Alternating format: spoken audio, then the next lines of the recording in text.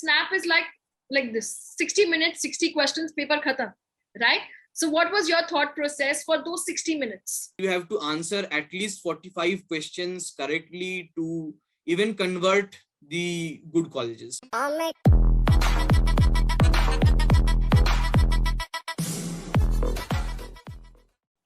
Hi everyone, welcome on board to CATKing. This is Anisha here, and today I have with me Rahan here, who's a snap 99.98 percentiler.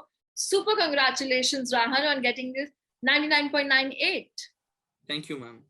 So people who've not seen any of our other videos, I will give you a quick summary. We have Rahan, who is an engineer with 2 years of work experience and cracked CAT, IIFT along with cracking up snap. So let's understand from him that what was your thought process on the day of snap exam?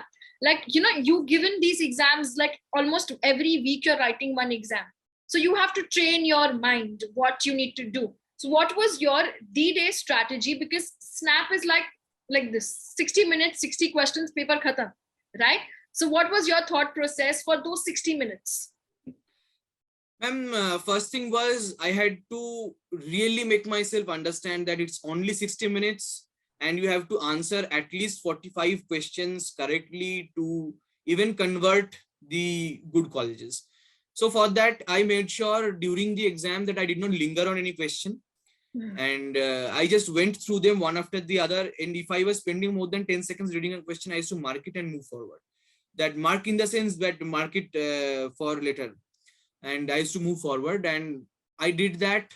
And after 40 minutes, I saw that I had attempted about 35 questions. And then I went back. I saw, okay, I have to answer a bit more. And I looked at the different questions. So Snap has this thing in my paper, at least there was that there were passages and LRs which had the questions a little bit scattered. So the UI is a bit different from CAT and very different from IIFT. Again, you have to be aware of that these are the changes that would be looking at while you are sitting in the exam. And the biggest thing was, don't waste time on any question. It's one question, but if you spend 2 minutes on it, you have lost not 1 mark, but 2. And if you are marking it wrong, then again 2.5. And these become very valuable when calculating the final score. Very important to remember that, then there is negative marking. You don't just keep on randomly attempting. You have to be smart enough to solve, be quick, and then attempt as well also.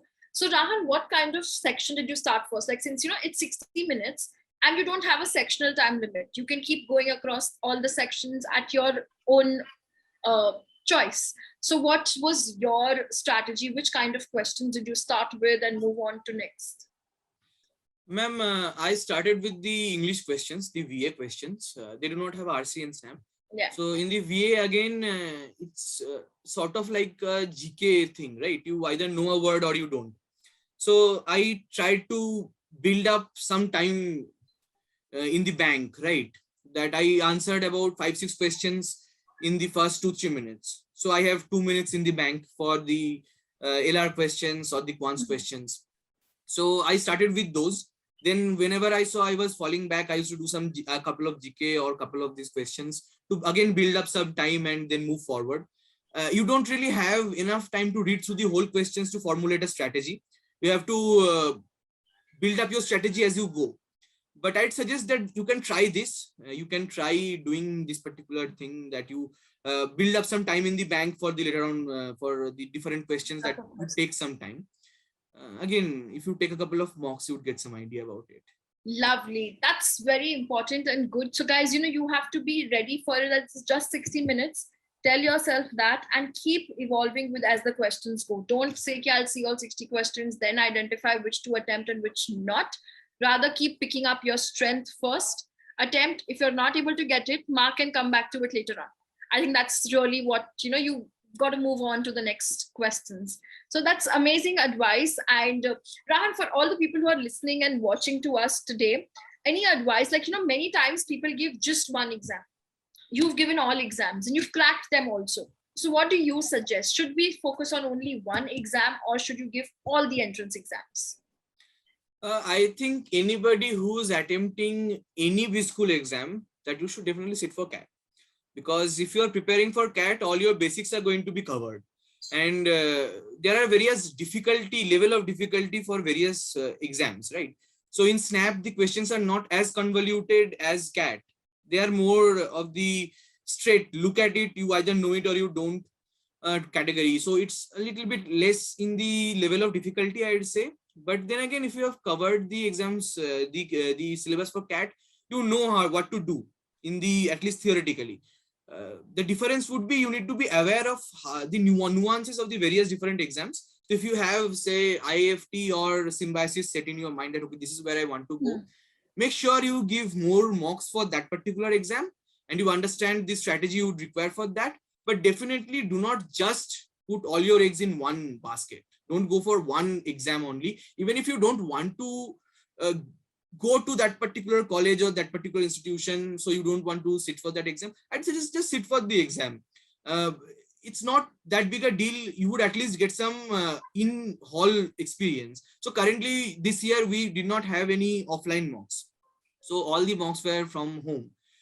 So you do not get the idea of what it feels like to be sitting in an exam center with hundreds of other candidates and the environment. So in home, you are in a very comfortable environment. You are either sitting in your desk or on your bed. So you have to get out of that. So if you can give a couple of other exams, it would also help you get into that mindset. Okay, that's lovely. So I mean, that's coming from someone who's given all the exams as well.